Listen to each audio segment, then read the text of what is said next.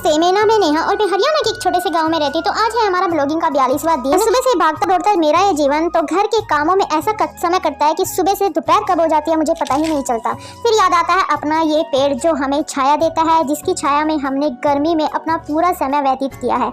हमारे सुख दुख का इकलौता गवाह है ये। गर्मी में रात को सोते समय हमें ज़्यादा पंखे की जरूरत नहीं पड़ती क्योंकि हमारे पास ये हमारा सुंदर सा पेड़ है, ये है ना, तो जो हमें अपनी ठंडी ठंडी हवा ऐसा देता है कि जिसकी वजह से हम आराम से सो सकते हैं, दिन में हो चाहे रात में हो। पर क्या करें, ये जीवन है, जीवन में उतार चढ़ाव तो चलते रहते हैं। अब सर्दियाँ आ गई है तो अब हमें धूप भी चाहिए, अपनी प्रकृति की सुरक्षा जो करनी है हमें, तो इस पेड़ को खुराक देनी है। इसकी वजह से हमने थोड़ी बहुत इसकी जंगाई कटिंग हमने करनी पड़ेगी, तो तभी ताकि अब जब सर्दी में धूप का आनंद ले सके।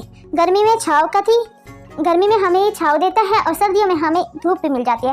तो इस धूप के छाव की प्रक्रिया को देखते हुए हमने इसकी कटिंग कर दी, तभी तो हमें इसमें छाव के साथ वृद्धि भी होगी, साथ ही हमारे कार्यों में भी वृद्धि होगी। फिर एक एक पत्ता उठा के इन्हें सूखने के लिए रख दिया ताकि पत्तों का खाद बन सके, जो कि हम अपने पेड़ों के जड़ों में डाल सके, और लकड़ियों को सूखने के लिए रख दिया जो चूल्हे में जल सके। फिर काम यही थोड़ी ना खत्म होने वाला है। फिर इन हवाओं से टकरा कर और उगते हुए सूरज की किरणों के साथ हम गए खेतों, जहाँ पे हम अक्सर जाते हैं।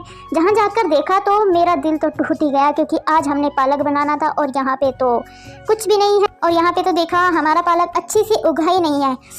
ऐसे फिर मैंने सोचा अब पालक कैसे बनाए, मन उदास हुआ। पर लेकिन ऐसा थोड़ी ना हो सकता है, हम हार थोड़ी ना मान सकते। आखिरकार हमें पालक मिल ही गया। फिर हमारा मन करके एक एक पत्ता करके तोड़ लेते हैं। एक एक पत्ता करके हमने इसे तोड़ लिया, और जिससे तोड़ खेतों में ही दोपहर से शाम कब हो गई हमें ये पता ही नहीं चला। मस्ती भरी हवाएं, ठंडी ठंडी हवाएं और सूरज की किरणों को देखते देखते मन इतना खुश हुआ कि वहाँ से आने का मन ही नहीं किया। पर लेकिन घर तो हमें जाना ही है। फिर याद आती है, ओह हवन भी हमें करना है। हवन की लकड़ियाँ हमने खुद अपने ही आम के पेड़, तो हम अक्सर जब भी हवन करते हैं अपने ही आम के पेड़ से लकड़ियाँ तोड़ के हवन कर लेते हैं, क्योंकि यहाँ पे सूखी गीली हर तरह की लकड़ियाँ मिल जाती है। और हवन में सूखी लकड़ियों की जरूरत पड़ती है, तो हम यहीं से तोड़ लेते हैं और अपना हवन कर लेते हैं घर पे। अब हवन हमें क्यों करना ये हम बताएंगे कल के व्लॉग में।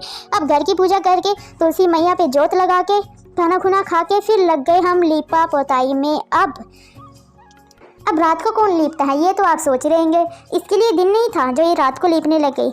अभी रुको, सब आज ही थोड़ी ना हमें सब कुछ बताना है, कल के व्लॉग में हम बताएंगे हम रात को ही क्यों लीप रहे हैं, अचानक हमारा हवन करने का प्रोग्राम क्यों बना, ये हम कल आपको बताएंगे। तब तक के लिए नमस्ते आपको और आपके पूरे परिवार को।